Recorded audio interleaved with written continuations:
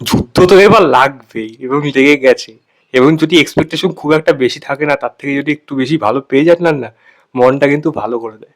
Hello বন্ধুরা, আমি word two এর রিভিউ করতে চলেছি। একটু আগে সিনেমা হল থেকে দেখে আসলাম।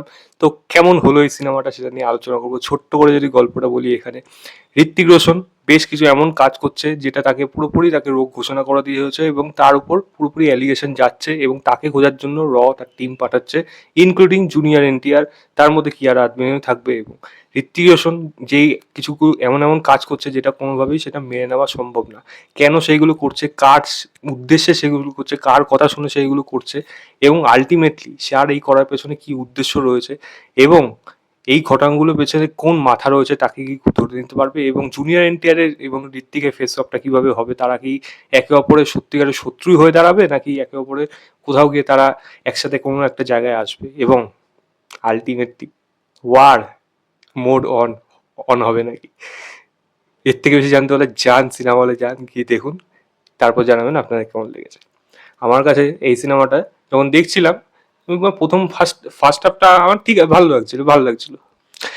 সেকেন্ড হাফে গিয়ে যে গল্পটা যেখান থেকে স্টার্ট হয় না, পুরোপুরি যত মানে নিরাশা করবে এরকম জিনিস ছিল না, সেগুলো সব মন থেকে চলতে শুরু করে। সিনেমার মধ্যে বেশ কিছু জিনিস আছে যেগুলো কিন্তু খুব ভালো, কিছু জিনিস আছে যেগুলো আমার খারাপ লেগেছে।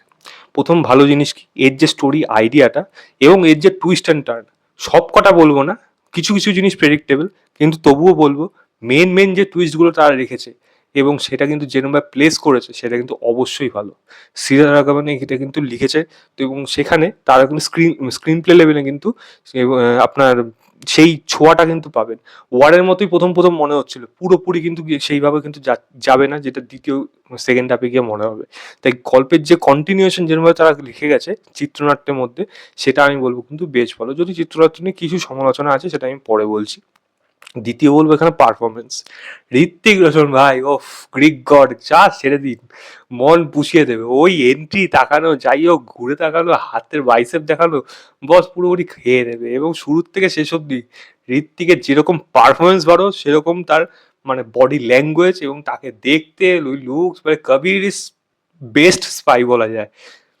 জুনিয়র এনটিআর কে কিন্তু কোনো অংশে কম বলবো না। সেকেন্ড হাফ জুনিয়র এনটিআর খেয়ে দিয়েছে পুরো পারফরমেন্সে, টেরিফিক পারফরমেন্স। ঋত্বিককে ডমিনেট করেছে রীতিমতো, মানে সেই লেভেলের পারফরমেন্স দিয়েছে, ফাটাফাটি। তারা অসাধারণ অসাধারণ, জাস্ট এনটিআর ফাটাফাটি। ভালো অভিনেতা সেটা কিন্তু মানে যদি ভালো সেরকম জায়গা পেয়ে যায়, স্ক্রিপ্ট পেয়ে যায়, সে কিন্তু সেখানে ফাটিয়ে অভিনয় করবে। সেটা কিন্তু এনটিআর করেছে, বিশেষ করে সেকেন্ড হাফে। ফার্স্ট হাফে আমি ততটা বলবো না, ফার্স্ট হাফে ঠিকঠাক মোটামুটি একটা অ্যাবভ অ্যাভারেজ কাইন্ড অফ ছিল। সেকেন্ড হাফ পুরোপুরি খেয়ে নিয়েছে, ফাটাফাটি পারফরমেন্স। কিয়ারা আদমানি যদি পারফরমেন্স বলি, আমি বলবো ঠিকঠাক মোটামুটি, সেরকম কোনো খারাপ না। কোনো ক্যামিও এখানে আছে কিনা সেটা আপনারা গিয়ে দেখবেন। তবে নতুন যে ক্যারেক্টার ইন্ট্রোডিউস হচ্ছে, তার একটা এন্ট্রি হবে সেখানে, কিন্তু লোকে কিন্তু হলে চিৎকার করেছে রীতিমতো। এবং রীতিমতো সেই জায়গায় ব্যাকগ্রাউন্ড মিউজিক যেরকম ইউজ হয়েছে, ফাটাফাটি। আপনার কিন্তু মানে সেই মোমেন্ট গুলো ভালো লাগবে। অ্যাকশন সিনেমাটা ভরপুর রয়েছে এবং প্রচুর হলিউডের থেকে স্টাইলাইজেশন রাখা হয়েছে। ভিএফএক্স এ কিছু খামতি থাকলেও অনেক বেশি ইমপ্রুভ করা হয়েছে, যেটা দেখতে আমার এখানে ভালো লাগছে। এবং সেগুলো কিন্তু ফার্স্ট হাফে যতটা না ভালো, সেকেন্ড হাফে গিয়ে যখন গল্পটা যখন টার্ন নেয়, তখন গিয়ে জিনিসটা দেখতে আরো বেশি ভালো লাগতে শুরু করে। কারণ সেকেন্ড হাফে গল্পে অনেক কিছু তারা লুকিয়ে রেখেছিল, যেটা ট্রেলার কোনো জায়গা তারা রিলিজ করেনি, যেটা সব থেকে ভালো পদক্ষেপ। কারণ গল্পের মধ্যে টুইস্ট যখন লোকে দেখবে, ড্রামা যখন সেই জায়গায় ভালোভাবে ওয়ার্ক করবে, ইমোশনাল অ্যাঙ্গেলগুলো যদি পুরো পিঞ্চিকে লাগে, তাহলে কিন্তু মানুষ কিন্তু সেই সিনেমার জন্য ফিল করবে। আমার মনে হয় সেই জিনিসটা এই সিনেমাটার জন্য হবে। সিনেমাটা ইমোশনাল অ্যাঙ্গেল যেটা রাখা হয়েছে সেটা কিন্তু অবশ্যই ভালো। এবং এর প্রত্যেকের পারফরমেন্সের ড্রামা, বিশেষ করে জুনিয়র এনটিআর এবং ঋত্বিকের যে ড্রামা পোর্শনগুলো, একে অপরের ফেস অফ যেগুলো আসছে, সেগুলো কিন্তু দেখতে কিন্তু ভালো লাগবে। এবং ক্লাইম্যাক্স সিনেমাটা যেই জায়গায় নিয়ে যায়, সেটা কিন্তু আপনার শুধু মন ভালো করে দেবে। মানে ওটা, মানে আপনি হয়তো অত আশা করে জানেনই, কিন্তু তার থেকে বেশি পেয়ে যাচ্ছে, যেটা কিন্তু এই সিনেমাটা করে দেখাতে সক্ষম হচ্ছে। এবং হ্যাঁ, একটা মিড ক্রেডিট সিন আছে যেটা সেরকম কোনো ইম্পর্টেন্ট না, নাম দেখাতে দেখাতেই চলে। পোস্ট ক্রেডিট সিন আছে, সেটা আপনি অবশ্যই দেখবেন। এবং পোস্ট ক্রেডিট সিনটা কোনো ফালতু জিনিস না, আপনারা পরিষ্কার জেনে গেছে আলফার একটা অ্যানাউন্সমেন্ট হবে, এবং সেখানে কার ক্যামিও আছে সেগুলো দেখবেন। এবং দেখবেন ওই জায়গাটা কিন্তু ভালোভাবে ডিজাইন করে একটা মিনিংফুল ভাবে একটা রাখা হয়েছে পোস্ট ক্রেডিট সিন। পাঠান বা টাইগার, এগুলো তো যেরকম ধরনের আলতু ফালতু যা ছিল সেগুলো, ওইগুলো একেবারেই এখানে করা হয়নি। সেটা একদিকে ভালো, তবে হ্যাঁ, এই জিনিসটা বলতে পারি সিনেমার মধ্যে কিছু খামতি যেমন থেকে গেছে। যেমন আমি যদি এছাড়া অনেকগুলো দিক আছে যেগুলো ভালো, এবং একটি বাচ্চা ছেলে আছে। আমি বাচ্চা ছেলেটির ব্যাপারে বেশি কিছু বলবো না। ওর পারফরমেন্স দেখবেন এই এজে চোখ দিয়ে যা পারফর্ম করে গেছে না, অ্যাটিটিউড দিয়ে বার করে দিয়েছে পুরোপুরি। তো বুঝতে পারবেন ক্যারেক্টারটা এত কিভাবে এরকম হয়ে উঠলো। সেটা কিন্তু আপনার বেশ ভালো লাগবে। এটা বলতে আমি ভুলে গেছিলাম। ডেফিনেটলি সেটা ভালো। আরো অনেক জিনিস আছে যেগুলোর মধ্যে এটা নিয়ে আলোচনা করা যায়। কারণ খুব সুন্দরভাবে এখানে কিন্তু অনেক কিছু নলেজ আপনি কিন্তু জানতে পারবেন, এবং হলিউড থেকে ইন্সপিরেশন হলেও এখানে কিন্তু পাঠান থেকেও ইন্সপিরেশন কিছু জিনিস রাখা হয়েছে। তো সেগুলো কিন্তু হতে পারে সেগুলো কোনো ডিভোশনাল বা এমন কিছু যেগুলো হয়তো আপনাকে অনেক কিছু ভাবাবে, বা পৌরাণিক এরকম কিছু শুনেছেন, সেরকম কিন্তু রেফারেন্সগুলো কিন্তু এখানে রাখা হয়েছে, যেটা কিন্তু এখানে বেশ ভালো। তো ওভারঅল যদি বলি, ওয়ার টু সত্যিকারই ওয়ার মোড অন কিন্তু পুরোপুরি হয়ে গেছে। তবে খারাপ জিনিস কি, এখানে সিনেমাটার লেন্থ একটু বড়। ফার্স্ট হাফে সেটা বিশেষ করে বোঝা যায়, একটু ছোট হলেও হতো। সেকেন্ড হাফেও হতে পারতো, তবে 10-15 মিনিট ছোট করে দিলে সিনেমাটা খুব একটা খারাপ যেত না।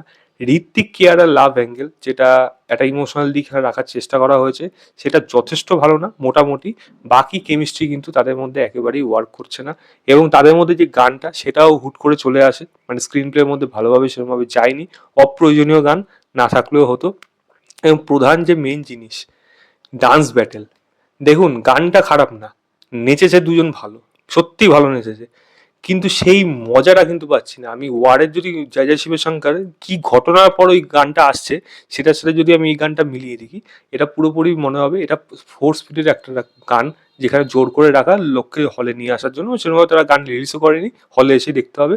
যেটা আমার কিন্তু খুব খারাপ লেগেছে, কারণ স্ক্রিন প্লের মধ্যে এই গানটা কোনোভাবে কিন্তু যাচ্ছে না, এবং সেটার যে যে হাইটটা যে মেনটেন করবে বা বিল্ড আপ দেবে, সেটাও কিন্তু হয়ে ওঠে না। তাই ডান্স ব্যাটেল দেখার জন্য যেটা আমরা এক্সাইটেড ছিলাম, সেই মজাটা কিন্তু আমি এই সিনেমাটার মধ্যে থেকে পাইনি, যেটা অনেকটা ক্ষেত্রে আমাকে ডিসঅ্যাপয়েন্ট কিন্তু করেছে।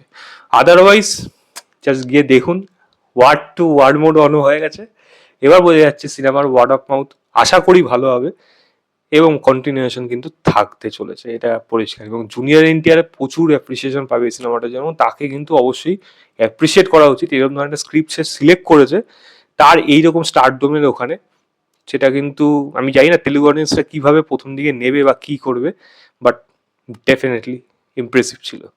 আপনারা কি অবশ্যই দেখুন। আমি সিনেমাটাকে 3.5 দেবো, আউট অফ 5 বলবো। অবশ্যই সিনেমা হলে যান, গিয়ে দেখুন, দেখে জানাবেন আপনাদের কেমন লেগেছে। ওয়ারের সাথে তুলনা করবেন না, ওয়ার আমার কাছে এখনো খানিকটা কিন্তু এগিয়ে রয়েছে, তবে এই সিনেমাটা কোনো অংশ কিন্তু পিছিয়ে থাকবে না। এই ছিল আমার ওভারঅল রিভিউ ওয়ার টু বলে সিনেমাটা। ভিডিওটা ভালো লাগলে লাইক শেয়ার, চ্যানেলটাকে অবশ্যই সাবস্ক্রাইব করবেন। বাই।